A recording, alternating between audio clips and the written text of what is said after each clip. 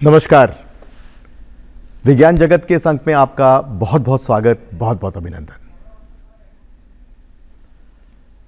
हम सभी जानते हैं विश्व का जो सबसे बड़ा पुरस्कार होता है उसे हम नोबेल प्राइज़ के नाम से जानते हैं।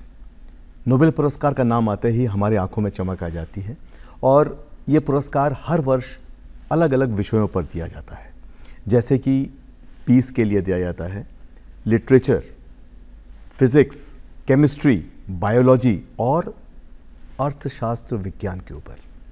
और इस वर्ष भी जो है अभी कुछ समय पहले नोबेल पुरस्कारों की घोषणा हुई और ये पुरस्कार एक बहुत ही जाना माना पुरस्कार है और विश्व के जो श्रेष्ठतम वैज्ञानिक हैं, जो श्रेष्ठतम अपने विषय के जो लोग हैं, उन्हें चयनित करके जो नोबेल पुरस्कार समिति उन्हें सम्मानित करती है। ये पुरस्कार जाने माने वैज्ञानिक सर एल्फ्रेड नोबेल, जिन्होंने डायनामाइट की खोज की थी, उनकी स्मृति में दिया जाता है। साथ ही जो स्विस की जो राष्ट्रीय बैंक है, उस बैंक की तरफ से इकोनॉमिक्स के अंदर, इकोनॉमिक साइंस कहते हैं उसको, उस पर भी पुरस्कार दिया जाता है। और इस पर बातचीत करने के लिए हमारे स्टूडियो में आज मौजूद हैं ख़ास मेहमान।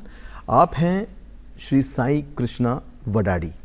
आप प्रमुख वैज्ञानिक हैं council for scientific and industrial research and CD के, और जयपुर में आप पदस्थापित हैं। और आपका बहुत बहुत स्वागत, बहुत बहुत अभिनंदन। जैसे ही नोबेल पुरस्कार और नोबेल प्राइज़ का नाम आता है मन में, जहन में, तो कैसी अनुभूति आती है साई जी? पहली बार जब नोबेल की बात अपन सुनते हैं, खासकर मैं जब सुनता हूँ, उसमें अपने भारतवर्ष से जो पहला नोबेल मिला है रविंद्रनाथ टैगोर जी को और सर सीवी रमन की याद आती है जी, जिसके उपलक्ष्य में हम साइंटिफिक प्रिंसिपल्स जो डेवलप किया गया है उसके ऊपर एक अनुभूति आता है कि भारतवर्ष में भी नोबेल मिला है। और जैसे जैसे विदित है कि इस साल भी नोबेल पुरस्कार मिला है, जैसे मैं खासकर फिजिक्स कैटेगरी में आता हूँ, तो इस साल 2 लोगों को पुरस्कार दिया गया है। हाँ। खासकर जब अपन देखते हैं नोबेल जब दिया जाता है, ऐसा नहीं कि वो जिसको भी मिलता है वो रिसर्च जो जिस विषय में करते हैं तुरंत नहीं दिया जाता है। जैसे इस बार जो फिजिक्स में मिला गया है हिंटन एंड हॉपफील्ड को उन्होंने वो रिसर्च 1980 में किया गया है आर्टिफिशियल न्यूरल नेटवर्क्स के बारे में जी। और दूसरा जेफरी ने उनको काम को 1984 में उसको आगे बढ़ाया है। अच्छा। और इन दोनों को 2024 में मिला है। अब देखा जाएगा तो मेरी उम्र है, सालों की इनकी तपस्या है जिसका परिणाम है कि उनको अब जो है नोबेल से सम्मानित किया गया। जी जी। और दूसरी चीज, इस साल की जो नोबेल पुरस्कार मिला है, पीस प्राइज जो है, जो एक जापानीज ऑर्गेनाइजेशन को दिया गया है, उनका भी जो हिरोशिमा और नागासाकी में जो सर्वायर्स है, उन्होंने जो ऑर्गेनाइजेशन फॉर्म किया है, उस ऑर्गेनाइजेशन की जो विधा है उस पे पीस को रखना है और न्यूक्लियर जो कैटास्ट्रोफी होता है उसकी जो बारे में ह्यूमैनिटी के ऊपर जितना नुकसान करता है उसको प्रचुरित करने के लिए उसको पीस का पुरस्कार दिया। जब इसको भी देखा जाए, इनकी जितने भी एफर्ट्स है, सालों दशकों की मेहनत और मिस्टर निहान हिडानक्यो, सही बताया आपने, जी जी, उस ग्रुप को दिया गया है। और ये जो मतलब जो काम होता है वर्षों की और दशकों के काम को देख के किया जाता है, उसकी सराहना है, उसको सराहना है। जी जी जी। इसके अलावा लिटरेचर में भी जो है कोरियन लेडी हैं, उनको दिया गया है। और सबसे पहले हम लोग बात करते हैं भौतिकी की, भौतिकी विज्ञान, है ना। तो इस बार का आपने जो विषय बताया आर्टिफिशियल न्यूरल नेटवर्क्स, जो कि एआई से और मशीन लर्निंग से संबंधित है, जो कि कंप्यूटर साइंस के विषय हैं, तो थोड़ा इसके बारे में बताएंगे कि ये विषय एग्जैक्टली क्या है और उस पर क्या काम हुआ है? आर्टिफिशियल न्यूरल नेटवर्क जैसे हर इंसान या हर जीवी है, उसके अंदर जो ब्रेन होता है उसमें जो न्यूरॉन्स होता है, उसको न्यूरॉन्स की जो पूरा नेटवर्क रहता है, पूरा नेटवर्क कैसे होता है, उसका सिमुलेशन कहा जाए, उसको सिमुलेशन और उसको ट्रेन करना। अच्छा। एक तो होता है सिमुलेशन कैसे बिहेव करता है, जैसे अपन कोई चेहरे को देखते हैं, हाँ, इसको पता कैसे चलेगा ये पेड़ है, ये आप है, तो इसको ट्रेन किया जाता पहले। फिर उसके बाद उसके ऊपर जब इसको मशीन में अपन डाला जाता है तो उसको कैसे समझाया। एक तो होता है ह्यूमन को नेचुरली, एक तो नॉर्मल दिमाग होता है, एक आर्टिफिशियल न्यूरल नेटवर्क, और उसको ट्रेन, मतलब आप विज्ञान कहाँ तक पहुँच चुकी है देखिए। बिल्कुल जैसे हॉपफील्ड का जो काम है, उन्होंने पहली बार ब्रेन को सिमुलेट करके कैसे उसको मशीन को कैसे समझा जाए, उस पर उनके रिसर्च रहा है। ठीक है, उन्होंने बोला कि हर न्यूरॉन दूसरे न्यूरॉन से बात कर सकता है। उससे पहले तक 1980 से पहले तक इसका विचार किसी ने किया नहीं था। जी जी। उन्होंने पहली बार उस मेथड को डेवलप किया है। उसमें बताया हर न्यूरॉन दूसरे न्यूरॉन से बात करेगा और जो भी उसको ट्रेन किया जाता है उसके बारे में वो मतलब न्यूरॉन बोले तो ये जो नेटवर्क है Yes. और उसके नोड्स, उसके yes. ऐसे पॉइंट जो आपस में बात करें, एक दूसरे से संपर्क कर सकते हैं, कम्युनिकेशन कर सकते हैं। जी, और वो विषय को भी वो निक्षिप्त भी कर सकते हैं, स्टोर भी करते हैं। स्टोर भी करते हैं। सपोज ऐसा होता है कि कुछ समय के पहले हर बार स्टोर जब करते हैं तो नया डेटा आता है, तो उस डेटा में कुछ चूक गया है, उस डेटा में कुछ गलतियां हैं, फिर भी वो सिस्टम ऐसा स्ट्रांग है, उसको सुधार कर सकता है और उसको बताता है कि ये चीज़ है, एरर्स को दूर कर सकता है। जी जी, इस तरीके से ये टिपिकल ह्यूमन ब्रेन का बेसिक फंक्शनलिटी है। ठीक है, जैसे अपन कोई भी चीज़ देखते हैं, वो रात हो दिन हो, अपन पहचान लेते हैं क्योंकि नेचुरली हमने अपने विकसित किया है। जी जी। बट मशीन को वैसा विकसित करना एक बहुत बड़ा काम है। और इनका जो काम जो उन्होंने किया वो निसंदेह बहुत सारे, क्योंकि आजकल हर एक जो तकनीक है आर्टिफिशियल इंटेलिजेंस पर आधारित हो रही है, मशीन लर्निंग पर आधारित हो रही है, डीप लर्निंग पर आधारित हो रही है ना। आप सही बताया। और साथ साथ कई ऐसे सिस्टम्स जो हैं, प्रणालियां हैं जो आईओटी पर भी आधारित है, खासकर कृषि के क्षेत्र में, हेल्थ केयर के क्षेत्र में। तो इनका जो किया हुआ कार्य है, जिसके लिए इन्हें नोबेल पुरस्कार भौतिकी में दिया गया, वो निसंदेह कई सारे विज्ञान को प्रभावित करेगा। अच्छा, बात करें इसी संदर्भ में हमारे जो भारतीय नोबेल पुरस्कार विजेता हुए हैं, तो उनके बारे में आप क्या सोचते हैं, जिन्होंने खासकर विज्ञान के लिए जो नोबेल प्राइज़ प्राप्त किया? जैसे कोई भी चीज़ है, विज्ञान है या भौतिकी, रसायन शास्त्र है, इन चीज़ों में जैसे सर सीवी रमन को पहला एशियन है जिनको ये नोबेल पुरस्कार इस विज्ञान के लिए मिला, रमन इफेक्ट के लिए मिला गया। उन्होंने अपनी दैनंदिन जीवन में एक बार एक इफेक्ट ऑब्जर्व किया था, उसके ऊपर उन्होंने और काम किया है और उसने रमन इफेक्ट के एस्टैब्लिश किया है। 1930 में 1928 में उन्होंने उस इफेक्ट को खोजा है और 30 में उनको सम्मानित किया गया। जी। और ये आश्चर्यचकित है कि अभी 2024 में भी रमन इफेक्ट बहुत मान्यता रखता है। जैसे अपन फार्मास्यूटिकल इंडस्ट्रीज में जो केमिकल्स और मॉलिक्यूल्स की खोज करते हैं, उसकी जो आइडेंटिफाई करना होता है कि प्रिसाइजली और एग्जैक्टली, तो उसमें भी हम रमन इफेक्ट ज़्यादातर यूज़ करते हैं। तो इस अगले 4-5 साल में उसका 100 साल पूरे होने वाला रमन इफेक्ट को, फिर भी वो जो खोज है वो आज की तारीख में भी बहुत महत्व रखता है। जी जी, बहुत आपने अच्छी बात बताई। आपको बता दें कि सन 1901 से लेकर 2024 तक कुल 976 व्यक्तियों को नोबेल पुरस्कार दिया जा चुका है, और जिसके अंदर जो है आपके 28 संस्था वो भी शामिल हैं। 28 संस्था और 976 व्यक्ति ने आज तक जो है नोबेल प्राइज़ प्राप्त किया है, जिसके अंदर कई ऐसे व्यक्ति हैं जिस पर हम बातचीत करेंगे जिनको एक से ज़्यादा बार नोबेल प्राइज़ मिला है ना।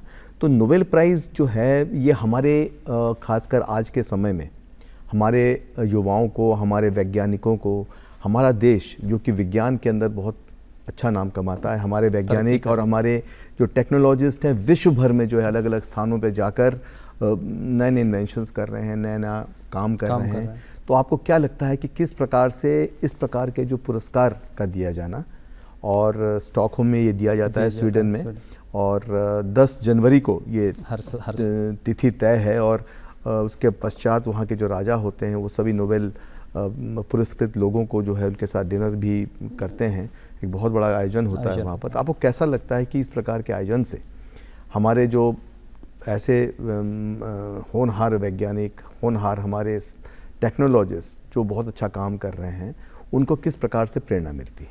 इसके जैसे प्रेरणा इसलिए मिलती है कि जैसे अपनी काम को कोई भी नवाजा जाता है कि किसी विषय से, तो हर साइंटिस्ट को एक मोटिवेशन मिलता है कि इसको भी हम आगे बढ़ सकते हैं। जैसे जैसे अभी वैज्ञानिक शास्त्र है, केमिस्ट्री है, आज की रसायन शास्त्र है, इन पे जैसे विचार है, ये बहुत ही बेसिक साइंटिफिक फील्ड्स है। जब अपन आज की तारीख में जो टेक्नोलॉजिकल इंटरवेंशंस आ रहे हैं, इन सब के बेसिक मूल इसी पे काम होता है, साइंटिफिक एक्टिविटीज़ पे। जैसे आपने बताया डीप लर्निंग है, ये डीप लर्निंग का बेसिक मूल है न्यूरल नेटवर्क्स, जी, जिस पे कुछ शास्त्रवेद ने बहुत समय पहले काम करना शुरू किया था। तो जब वो काम शुरू होता है, साइंस के बेसिक साइंसेस पे काम शुरू होता है, तो वो मिलके आगे जाके इंजीनियरिंग प्रॉब्लम्स को सॉल्व करता है, जैसे अपना दैनंदिन जीवन जो है उसको आसान करता है। जैसे आर्टिफिशियल न्यूरल नेटवर्क की बात करें, हाँ, आज की तारीख में हम बात करते हैं ऑटोनोमस कार्स भी आ गए जो ऑटोमेटिकली खुद चलते हैं बिना ड्राइवर के। मैं आपको बताऊं, ये घटना जापान में चल रही। मैं कुछ समय पहले जापान गया, वहाँ पे हम एक छोटी सी ट्रेन में गए जहाँ पर कोई ड्राइवर नहीं था, और मजाल है कि ट्रेन जो है 1 इंच आगे या 1 इंच पीछे रुक जाए, कोई समस्या नहीं, कुछ नहीं, आराम से जो है हम लोग फ्रंट सीट पे, ड्राइवर सीट पे बैठकर उस ट्रेन में गए, क्योंकि आनंद ले सकते हैं। अदरवाइज ये जैसे मशीन्स आ रहे हैं, आर्टिफिशियल न्यूरल नेटवर्क की बात करें, जिसमें इतना तरक्की हुई है, इससे क्या है कि जो आम जनता है उनकी दैनंदिन जीवन और आसान होने का प्रयास है। उसमें भी एक छोटा सा कड़ी है ये, हम डीप लर्निंग बोले, आर्टिफिशियल न्यूरल नेटवर्क है, मशीन लर्निंग है। तो इसकी वजह से हम और अच्छे काम कर सकते हैं और अपना जो भौगोल है उसको और पीस और हार्मोनियस के लिए आधारित कर सकते हैं। ये सबकी प्रेरणा इसी बेसिक साइंस पर रिसर्च करने की। जी, इस पर मैं एक सवाल मेरे मन में आ रहा है कि चूंकि हम लोग तकनीकी रूप से बहुत आगे बढ़ रहे हैं, हम लोग टेक्नोलॉजी से, साइंस से नए नए खोज हो रहे हैं, नए नए पेटेंट्स बन रहे हैं, हमारे देश के साइंटिस्ट यंग लोग बड़ा बेहतरीन काम कर रहे हैं। सही बोल रहे हैं। तो ऐसी स्थिति में हमारे जो आम जन हैं उनके अंदर किस प्रकार की मानसिकता होनी चाहिए विज्ञान के प्रति, उनके अंदर किस प्रकार के, उदाहरण के तौर पे बहुत जल्द हम लोग हाइड्रोजन ट्रेन्स की शुरुआत हम कर देंगे, वंदे भारत जैसे हाई स्पीड स्लीपर भी आ गए, और सिटिंग का तो था ही, एक से एक बुलेट ट्रेन की शुरुआत हो रही है। हवाई जहाज के क्षेत्र में भी कई सारे इस प्रकार के जो आयोजन हो रहे हैं। तो मैं आपसे जानना चाहता हूँ कि वैज्ञानिक के रूप में आप हमें बताएं कि आम जन किस प्रकार की मानसिकता रखे ताकि वो इसको आत्मसात करे, सुपात्र बनेगा तभी तो उनके पास अमृत आएगा।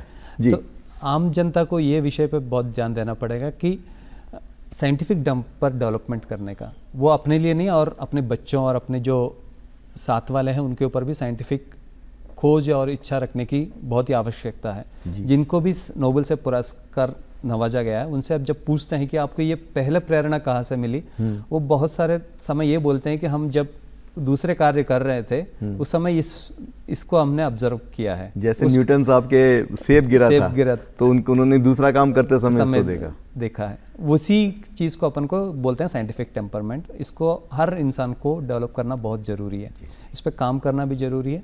जैसे या अपने बच्चों को भी इसके ऊपर उनको प्रेरणा करें। अगर वो छोटी छोटी चीज़ें आगे लेके आ रहे हैं तो उनको प्रोत्साहित करें, हतोत्साहित नहीं, है ना। बहुत अच्छी बात आपने बताई। हैसाबिस, बेकर और जंपर जी ने केमिस्ट्री जो कि रसायन विज्ञान उसके लिए साल का जो 24 का नोबेल पुरस्कार जीता है ना। तो उनका काम प्रोटीन की प्रोडक्शन के ऊपर, और प्रोटीन जो कि हमारे शरीर का एक बहुत ही अहम एक तत्व है, उसके बारे में उन्होंने बहुत अच्छी चीज़ें जो हैं उसका आविष्कार किया, उसको जाना और पूरे विश्व के सामने प्रस्तुत किया। तो आप इसके बारे में बताएं कि इस प्रकार की खोज क्या है और उसकी क्या जो है उसका असर क्या रहेगा हमारे विश्व के अंदर। ये ताज्जुब की बात हो सकता है कि इसमें भी जो उन्होंने प्रोटीन एनालिसिस के बारे में जो खोज किया था उसमें भी उन्होंने आर्टिफिशियल इंटेलिजेंस यूज़ किया था। उसको यूज़ करके नया प्रोटीन है जो आम पब्लिक में अवेलेबल नहीं है, रियल वर्ल्ड में अवेलेबल नहीं है, उसको भी उन्होंने खोज किया था। इसमें 3 लोगों को मिला था, डेविड और बाकी सदस्यों को। उनमें से एक जंपर, बेकर, हैसाबिस। इनमें से 2 लोग गूगल डीप माइंड जो बेसिक आर्टिफिशियल इंटेलिजेंस पे काम करते हैं उसके ऊपर उनकी खोज है। इसको अपन इस तरीके से मतलब सूचना विज्ञान, सूचना प्रौद्योगिकी और संचार जो है केमिस्ट्री में भी बहुत अच्छा प्रवेश कर गया। इन सब क्षेत्र में जैसे होता है कि वो अपना खुद की क्षेत्र नहीं होता, इसमें मिलजुल के 2-3 क्षेत्र मिलके उसमें इफेक्ट दिखने लगता है। जैसे फिजिक्स में जो मिला था उसमें भी उनकी जो प्रिंसिपल जो एवॉल्व हुआ था वो फिजिक्स, बायोलॉजी और स्टैटिस्टिकल मेथड्स को मिलके वो जो मॉडल डीप उन्होंने लर्निंग का इजाद किया था, वो डीप लर्निंग है। इन तीनों सब्जेक्ट्स को मिलके है। अच्छा। सिमिलरली केमिस्ट्री में भी इस साल जो किया था, हाँ। वो AI यूज़ करके जो प्रोटीन का प्रेडिक्शन है शायद, प्रेडिक्शन करके, हाँ। और इसको बहुत सारा कोविड की जो मिटिगेशन में इन्होंने बहुत सारा अपना अहम भूमिका निभाई है। इनपुट्स तो बहुत ही ज़बरदस्त ये खोज है। बहुत। अच्छा, एक चीज़ मैं और आपसे जानना चाह रहा हूँ कि विज्ञान, आप देखिए लिटरेचर में पुरस्कार, पीस में पुरस्कार, आप देखिए इकोनॉमिक, वो भी साइंस बन गया, इकोनॉमिक्स, और आप फिजिक्स, केमिस्ट्री और बायोलॉजी साइंस तो है ही। मतलब आजकल लिटरेचर में भी किताबों की जगह कई लोग किंडल यूज़ कर रहे हैं, इंटरनेट के पर किताबें लिख रहे हैं, उस पर भी विज्ञान ने प्रवेश कर लिया है। शांति है, आप देखिए जो न्यूक्लियर साइंस, जो साइंस की एक देन है, उसको रोकने के लिए और उसके गलत प्रभावों को रोकने के लिए रादर, वो भी जो पीस का काम किया, वो भी विज्ञान से जुड़ा हुआ है। तो विज्ञान मतलब सर्वत्र विद्यमान है। और विज्ञान जगत के इस कार्यक्रम में हम लोग विज्ञान पर चर्चा कर रहे हैं, नोबेल पुरस्कारों पर चर्चा कर रहे हैं। तो तीसरा हम आते हैं बायोलॉजी के ऊपर, मेडिकल साइंसेस के ऊपर पुरस्कार 2 व्यक्तियों को गया है, मिस्टर एम्ब्रोज और रूफकन, है ना। तो इसके बारे में आपकी क्या आपके विचार हैं, और किस तरह से ये जो है उनका विषय है, वो जो है आज हमारे लिए नए द्वार है। इस बायोलॉजी में जो क्षेत्र है, ये अहम भूमिका निभाती है कि साइंसेस में, क्योंकि हम इस भूगोल में अकेले नहीं हैं, और भी प्राणी हैं जिसमें उनकी इकोलॉजिकल सिस्टम रहना बहुत ज़रूरी है। तो इस बार भी उनकी जो नवाजा गया नोबेल पुरस्कार से, उसमें भी उनकी अहम भूमिका थी इसको ऊपर काम करने की। जैसे आपने कहा लिटरेचर है, पीस है, ये सब बहुत ही अहम भूमिका निभाते हैं। लिटरेचर में जिनको दिया गया था, इस बार नोबेल पुरस्कार से नवाजा गया था, उनको भी कार्य पिछले 2016 तक उन्होंने जितने भी काम किया है इसके ऊपर, उससे उनको हैंग कैंग को कोरियन ऑथर, साउथ कोरिया की लेडी है जी, उनको दिया गया है, नवाजा गया। जैसे ये प्रेरणा देती है कि जो साइंस है या रिसर्च जो है, एक अहम भूमिका लगता है, और इसमें फल जो है आसानी से नहीं मिलते हैं, बहुत मेहनत होती है, बहुत मेहनत पड़ती है। कुछ वर्षों स्पर्धा के इस युग में तो और ज़्यादा मेहनत, सब लोग इस पे काम कर रहे हैं, सब लोग इस पे काम कर रहे हैं और तेज़ी से काम कर रहे हैं। जैसे आर्टिफिशियल न्यूरल नेटवर्क यूज़ करके, मशीन लर्निंग यूज़ करके नए नए तरीके इजाज रहे हैं, नए नए इन्वेंशंस आ रहे हैं इस कैटेगरीज में, तो बहुत तेज़ी से काम हो रहा है, और क्रॉस डोमेन में भी बहुत सारे काम हो रहे हैं। भले ही मूल क्षेत्र एक ही हो, बट उसमें नवाजा जा रहे हैं, दूसरे को भी लेके हम आगे कैसे बढ़ सकते हैं, ऐसा नहीं बेसिक साथ लेके चल रहे हैं, साथ लेकर जी जी। किसी दूसरे में विषय अच्छा है तो उसको लेके इसमें परिणाम कैसे होता है उसको भी देख। तो फिजियोलॉजी पे थोड़ा बताएं, मेडिकल फिजियोलॉजी के ऊपर जो पुरस्कार दिया गया है उसकी विशेषता क्या रही? मेडिकल फिजियोलॉजी जैसे इस बार दिया गया है, उसमें भी खासकर जो बेसिक एक्टिविटीज़ के ऊपर दिया गया है, फिजियोलॉजी के ऊपर जी। ये माइक्रो आरएनए के ऊपर जो है उन्होंने काम किया है, और माइक्रो आरएनए के साथ साथ उसका रोल जो है पोस्ट ट्रांसक्रिप्शनल जीन रेगुलेशन के अंदर। खासकर अपन कोविड के बारे में देखते हैं, फर्स्ट वेव सेकंड वेव है, जैसे जीन की मॉडिफिकेशन होता है, हाँ, तो उसकी वजह से जो उसके प्रभाव और तेज़ी से बढ़ता है, या प्रभाव उसकी और भी तरीके से अफेक्ट कर सकते हैं, तो इसकी स्टडी होना बहुत ही आवश्यक है। हाँ हाँ। क्योंकि वायरस भी अपने आप में एक प्राणी है, हाँ। उसका भी म्यूटेशन बहुत तेजी से होता है, तो हर म्यूटेशन के बारे में बताएं, लोग म्यूटेशन के बारे में जानना चाहते हैं कि म्यूटेशन एग्जैक्टली क्या है। म्यूटेशन अपने जो भी प्राणी है अपना जीवित रहने की कोशिश करता है हमेशा, वो अपने ये साइकोलॉजिकल सिस्टम में कैसे वो सर्वाइव कर सके। अपन खासकर सुनते हैं सर्वाइवल ऑफ द फिटेस्ट, हाँ, और ये भी है म्यूटेशन एक चेंज है, हाँ, उस लामार्किन्स थ्योरी ऑफ म्यूटेशन, साहब सही बोला है। हाँ। तो जैसे इसमें फिटेस्ट भी नहीं है, जो वीकेस्ट भी है वो भी सर्वाइव करने की कोशिश करता है, उसके लिए वो म्यूटेट करता है अपने आप को कि ये जो नया एनवायरनमेंट आ रहा है उसमें मैं कैसे जीवित रहूं। उसके लिए ये जो आरएनए स्टडी होते हैं उसके करना बहुत ज़रूरी होता है, अदरवाइज हम नए जो आविष्कार जो करना है मेडिकल फील्ड में है या डिसीजेस फील्ड में, उसमें ये बहुत भूमिका रखता है जी। तो ये सारे जो खोज हैं, इन्होंने इस बार के नोबेल प्राइज़ में अपना स्थान बनाया है, और इसके अलावा जो है ये सारे वैज्ञानिक बहुत सालों से काम कर रहे हैं। जब मैं आपसे विशेष रूप से ये जानना चाह रहा था कि हमारे देश के कई वैज्ञानिक, जैसे अमिताभ बनर्जी को 2019 में इकोनॉमिक साइंस में मिला, और इसके अलावा चंद्रशेखर सुब्रमण्यम साहब को भी नोबेल मिला था, है ना।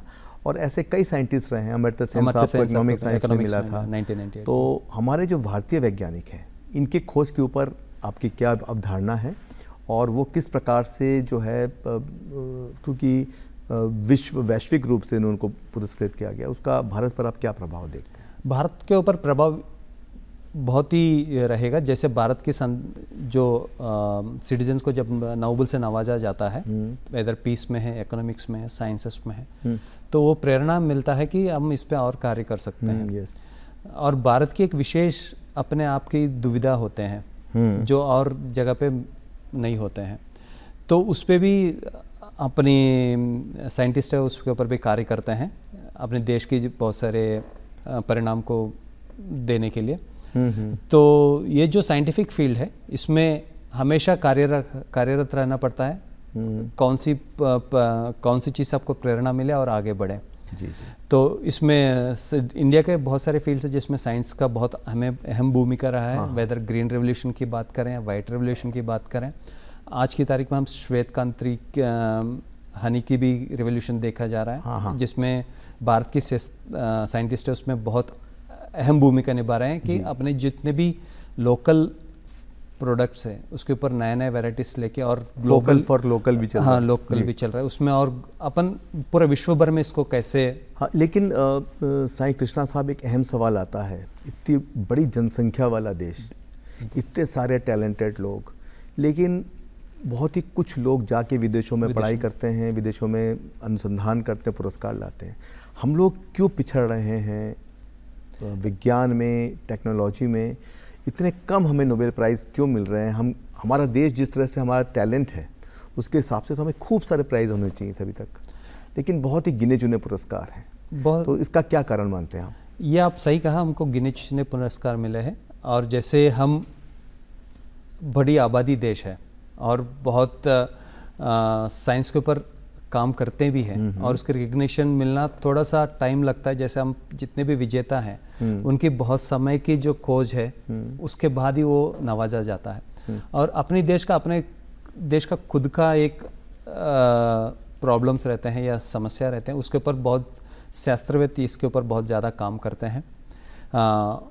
वो जो और साइंस है ऐसा चीज़ है वो ग्लोबली नवाजा जाता है जैसे नोबेल। उसके अलावा भी और भी क्षेत्र है जिसमें बहुत भारत की बहुत सारे शास्त्रवेत्त को नवाजा गया है विज्ञान के तौर पे। हाँ, लेकिन साईं जी इसमें ऐसा भी हुआ, कई ऐसे वैज्ञानिक थे जो यहाँ पे कुछ नहीं, उनको तवज्जो नहीं मिली, इंपॉर्टेंस नहीं मिली। जैसे बाहर गए, खूब सारा उन्होंने और पढ़ाई करी, देखा ये प्राइज़, ये अवार्ड मिल रहा है। ऐसा क्यों है? नहीं, ऐसा नहीं बोल सकते हैं कि जैसे बाहर जाते ही उनको मिला गया है। वहाँ पे उन्होंने एक क्षेत्र में काम किया है, और अपन अभी भी डेवलपिंग कंट्रीज में है।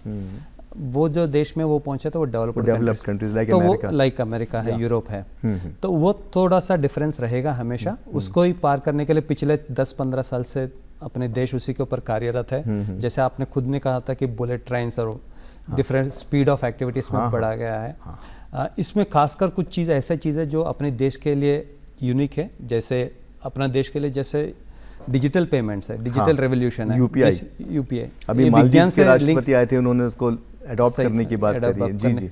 ये विज्ञान से ही जुड़ा हुआ चीज़ है। पूरे विश्व में शायद हम पहला देश है जिसमें इतना पेनिट्रेशन है डिजिटल विज्ञान में। एक चीज़ ये भी है जिसको अपन को भूलना नहीं चाहिए, इसको और करना चाहिए। इसी तरीके से हम दूसरे फील्ड्स में भी काम करेंगे, उसमें भी हम जरूर नोबेल की नवाजा जाएगा अपने देश में भी साइंटिस्टों को और जनता को खासकर। तो और आप क्या संदेश हमारे यंग वैज्ञानिकों को, हमारे ऐसे बच्चों को जो अच्छे अच्छे मॉडल्स तैयार कर रहे हैं, मतलब बहुत ही इनोवेटिव काम कर रहे हैं, हमारे ऐसे साइंटिस्ट, हमारी ऐसी महिलाएं जिन्होंने, चाहे वो डिफेंस रिसर्च में हो, चाहे वो इंडस्ट्रियल रिसर्च में हो, चाहे केमिस्ट्री हो, फिज़िक्स हो, साइंस की का कोई अंग हो, उस पर उन्होंने बहुत अच्छा काम किया और कई दफ़े उनको सम्मानित भी किया गया। ऐसे लोगों को और प्रेरणा मिले, ऐसे लोग और अच्छे से काम करें, उनको इंफ्रास्ट्रक्चर सपोर्ट मिले, उनको प्रोजेक्ट्स को अच्छे से